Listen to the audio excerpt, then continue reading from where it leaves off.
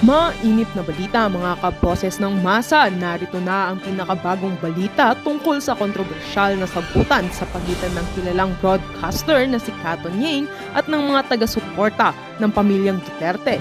Kamakailan nga naging laman ng social media si Kato Nieng matapos niyang pagtawanan ang ilang miyembro ng pamilyang Duterte sa kanyang programa. Ang naturang insidente ay umani ng maraming reaksyon mula sa mga netizens. Dahil sa ginawa ni Kato Nieng, hindi na napigilan ng mga taga-suporta ng mga Duterte ang kanilang galit. Sa kanilang mga social media posts, ibinunyag nila ang ilang mga issue at iskandalo na pinasangkutan di umano ni Kato Nieng. Kabilang dito ang mga aligasyon ng katiwalian at mga personal na isyu na umano'y tinatago ni Kato Nieng mula sa publiko. Ang mga pagbubunyag na ito ay mabilis na kumalat at naging sanhi ng mas mainit na usapan online. Sa gitna ng mga aligasyon, patuloy na nananatiling tikom ang bibig ni Kato Nieng at ang kanyang kampo. Wala pa silang inilalabas na opisyal na statement upang linawin o itanggi ang mga paratang. Samantalang sa kabilang banda naman, nanawagan naman ng ilang mga eksperto at personalidad na sana ay manatilin sa masinop at respetadong pamamaraan ang diskurso, lalo na't kapwa kilala at may impluwensya ang mga personalidad na sangkot sa isyong ito. At heto nga ang balitang ating pagkakatutukan. Ngunit bago ang lahat, ay manatiling mag-subscribe at i-click ang notification bell para sa patuloy na pagtutok sa mga sulyap ng mga bagong balita dito sa Boses ng Masa.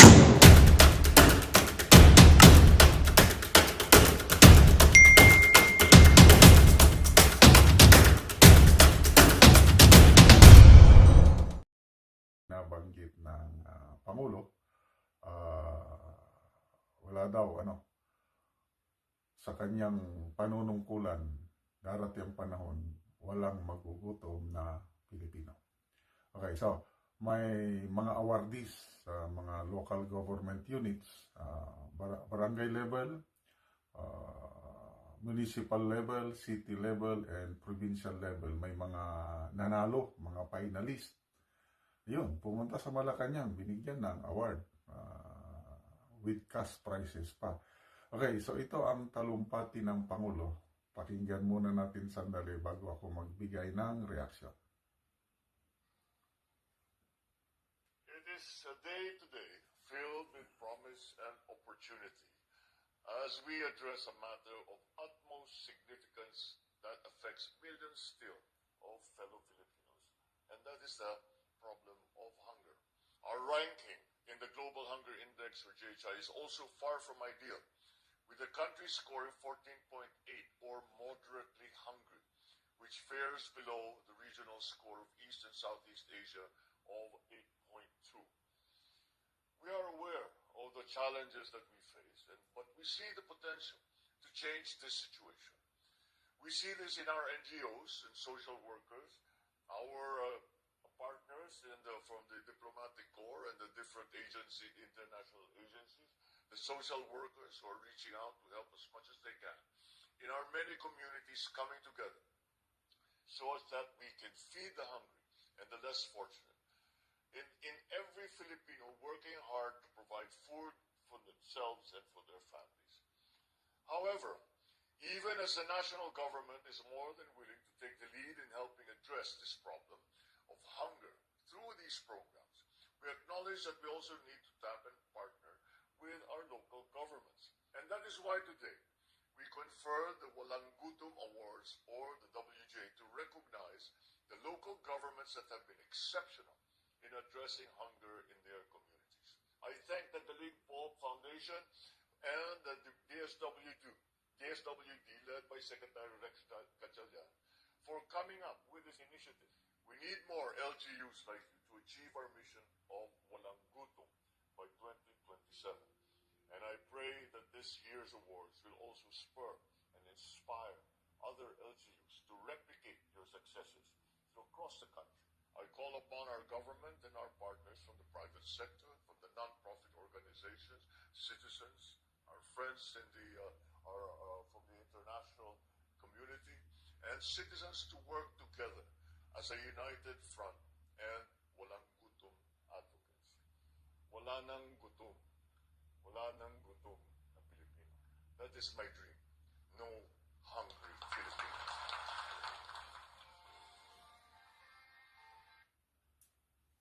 So, wala nang gutom. Wala nang gutom. That is my dream. Wow, ang galing. Kung pakinggan mo ang talumpati ng Pangulo at hindi mo pag-isipan ng gusto at maniniwala ka, ay talagang mapapalakpak ka. Parang kita mo talagang super matulungin, super mabait, super gusto niyang tumulong. But the question is, posible ba? Realistic ba na sa kanyang termino, walang magugutom na Pilipino by 2027 or by 2028? Masyadong masyadong the most promising president. Walang problema sa programang ito. Maganda nga kung sana magkatotoo. Kaya lang, it gives false promises to the people. I'm sorry, para sa akin ito, panloloko Dahil, hindi mangyari na makakamtan nila yung walang magugutom na Pilipino. Kalokohan yan. Kung walang magugutom, bakit pa sila magbenta ng laon, bulok, mabaho na NFA rice? Hintayin pa nilang mabubulok bago ibenta ng mura. Noon pa sana. So, ito, nakakadismaya itong mga ganitong mga speeches na hanggang salita lang, kulang naman sa gawa. By the way, nailista ko yung mga awardees, congratulations sa mga awardees. Kunin ko lang yung listahan ko, ha.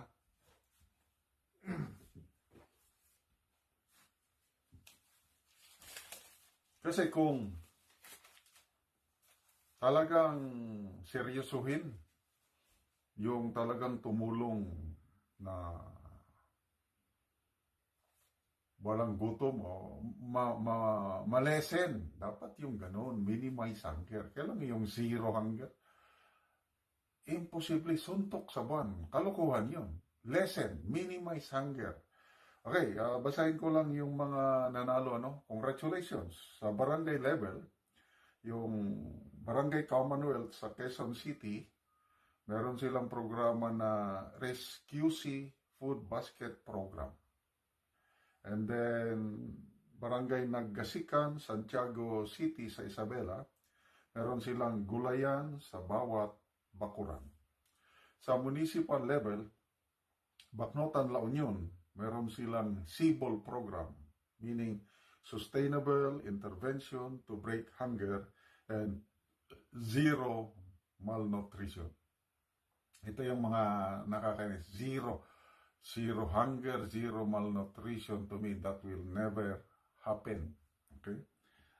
Palumpon, Leti, meron silang adlaw sa danggit. Asuncion, Davao del Norte, meron silang intersectoral participation, our way to combat malnutrition. Sa city level naman, ang mga nanalo, Bago City, Negros Occidental, Cadiz City sa Negros Occidental, and Mati City sa Davao Oriental. Sa provincial level, Biliran Province, programa nila From Garden to Table program. So, ang award nila mag-range from 2 million to 1 million. So, congratulations. Okay, bakit nasabi ko na imposibleng makamit yung zero hunger? Kasi sa experience natin yung nakakasunod sa ating vlog, yung charity vlogging, yung tinutulungan nating Talandig 10 City na dati talagang gutom talaga. Ngayon, malapit na tayong makarating sa zero hunger. Malapit na. Kailangan dito kung tutukan mo, no, marami kasing aspeto eh. Kahit tulungan mo, tamad yung tao. Wala kang magagawa sa tamad. Kaya ang ginagawa natin sa mga talandig, mayroong intervention, ano? Una, sinuplayan natin ng pagkain. At the same time, food for work. Dapat may livelihood, magtanim ng sayote, saging, mag-alaga ng baboy, manok, gano'n. Kaya lang dapat i-address mo yung ugali o yung karakter. Kaya meron tayong weekly na Bible study. Tinuturuan sila sa salita ng Diyos para mabago yung mindset, mabago ang ano. And it takes time bago ano. Kasi may mga tao talaga na tamad. Kaya kung tamad ang tao, bigay ka lang ng bigay ng ayuda, pag naubos yung ayuda, gutom na naman. So, yun po ang aking experience. Kaya, sontok sa buwan, itong sinasabi nila na it is my dream na walang magugutom na Pilipino sa bagong Pilipinas. Kalokohan yan. Bumaba kayo. Punta kayo sa direct sa mga nagugutom at tignan nyo kung gaano kahirap mag-implement ng ganitong ano. But it can be done. Kailangan lang natuto. Kaya the best na makagawa nito is yung nasa barangay o purok sitio level. Kung mayroong mga concerned barangay officials na tumulong and then buhos ang tulong, yung walang korupsyon, pwede, but it will take time. Hindi yung by 2027 wala nang hunger o pag ano lang yun para pampapogi sa kanila. But itong mga opisyalis natin ito, nananaginip ng gising, nakatira sa mga aircon na opisina, millions of billions ang pundo nila, samantalang ang mga nasa laylayan itong mga pobre, kawawang kawawa na halos hindi na makabili ng bigas. Ngayon, ibababa nila ang presyo ng bigas, 29 pesos per kilo kuno, kailang laon rice, nabubulok na. Anong klaseng pamahalaan itong meron tayo ngayon? As during the time of Duterte, there was peace and order in the community. Ako, totally agree ako dito sa sabi na Roque na yung magic ng mga Duterte nandyan pa rin. Namimiss nga daw nila ang brand of leadership, brand of service ng Duterte. So, there was peace and order in the community. Sa West Philippine Sea na lang, malayang nakakapangisda ang ating mga mangisda sa Zambales panahon ni PRRD. Ngayon, natatakot ng mangisda yung taga Zambales. Ang mga local government unit doon, yung Masinloc, Zambales ba yun? Nag-advise na sa kanilang mga fishermen na hanggat maaari, umiwas na lang, baka tutuhanin ng China yung banta na ikukulong nila in 30 days yung mga fishermen na mag-trespass. Panahon ni Duterte, wala yun. Ngayon lang. Ano pa? Yung threat sa gera. Panahon niya, wala. Kalmado lang. Walang mataas na tensyon. Ngayon, marami na ang nagsasabi na napakalapit na po ang gera. Yun, may tumawag kay Maharlika, isang general, pinaghanda ang gera. Ako kanina may tumawag din na yung general na yun, na hindi ko rin masabi ang pangalan. Sabi niya, naghahanda rin siya at tinatanong niya ako, kumusta na ako. So, matagal na hindi kami nag-usap kasi parehas na kaming retired. Tinawagan niya ako. At isa sa pinag-usapan namin, yun na paghahanda sa gera. So, droga. Maraming nagsasabi na bumalik na yung dating kalakaran sa droga. Panahon ni PRRD, talagang hindi naman totally nawala yung problema sa droga. Kaya lang, sila, nagtago, naglaylo. Ngayon, bumalik na. Ano pa? Yung MILF na problema. It was during the time of PRRD na nagkaroon talaga ng katuparan. So, tignan nyo, wala nang problema sa Abu Sayyaf. Wala nang kidnapping, wala nang yung kaguluhan sa Mindanao, wala na. Kaya dumarami na ang turista na namimisita, even Tawi-Tawi. Ako nga, gusto kong mapuntahan yung Tawi-Tawi dahil yung peace in order to go, doon talagang secured na. Hindi katulad noon na ang daming kaguluhan. So, tama itong si Attorney Roque nga, there was peace and order in the community. Okay, si Attorney Panelo naman, sabi niya, we are in exciting times. The countdown has begun. Ang galing.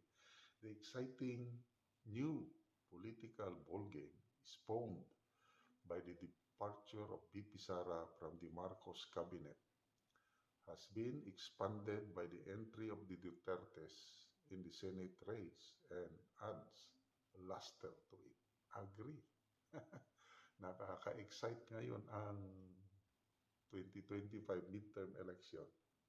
Dagdag ni Attorney Panelo, sabi niya, 3 Dutertes running for the Senate in 2025 is a political storm. Ang galing ng ng salita. Political storm. Bagyo, Yolanda ito. That their detractors, ito na yung sinasabi ni Attorney Roque na nagpapanik na, that their detractors and those undeservingly clinging to power will not be able to contain and survive. The Dutertes will be the demolition team that will dismantle the vested political structures built by those who turn their backs on the people's welfare and interest and who focus on enriching themselves in office and transgressing the constitutional rights of individuals and entities. Medyo mabigat ito. May pasaring yung mga nagtraidor daw sa mga Duterte. Walang utang na loob. Na instead na pagsilbihan ang mga taong bayan, wala. Inuuna yung pagpapayaman. Kaya humanda kayo, sabi ni Attorney Panelo. Okay. Ito naman si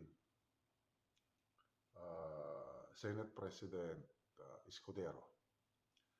Sabi niya, it is the right to run for any position in the upcoming election and the right of our countrymen to choose who they want to serve in any position in the government, sabi ni Escudero.